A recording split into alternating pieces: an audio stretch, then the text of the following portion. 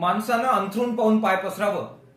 सध्या राज्याचं अंथरूण शेतकऱ्यांना कर्जमाफी देण्या एवढं मोठं नाही.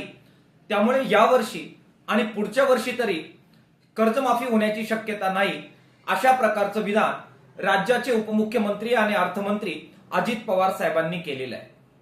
पुढे ते असंही म्हणाले की यावर्षी आणि पुढच्या वर्षी कर्जमाफी होणार नाही, मात्र शेतकऱ्यांची परिस्थिती पाहून कालांतराने आम्ही कर्जमाफी करू.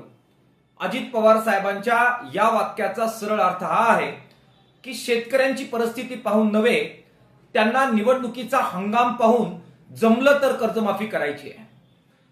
शेतकऱ्यांचं कर्ज माफ करण्याची ऐपत राज्य सरकारमध्ये नव्हती, तर निवडणुकीमध्ये मतं मागण्यासाठी त्यावेळी अंथरूण पाहून आश्वासनं द्यावीत असं उपमुख्यमंत्री, मुख्यमंत्री आणि त्यांच्या सत्ताधारी पक्षाच्या नेत्यांना त्यावेळी का वाटलं नाही, असा रोकडा सवाल या पार्श्वभूमीवर मला करायचा आहे.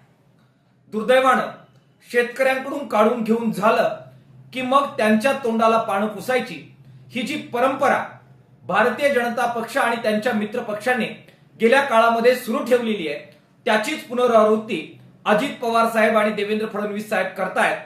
मला आव्हान करायचंय शेतकऱ्यांच्या वतीने की त्यांनी दिलेला शब्द पाळावा.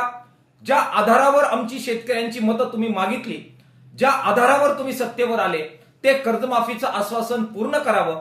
शेतकऱ्यांचा विश्वासघात त्यांनी आता तरी थांबवावा, अशा प्रकारचं आव्हान किसान सभेच्या वतीने आम्ही त्यांना करतो आहे.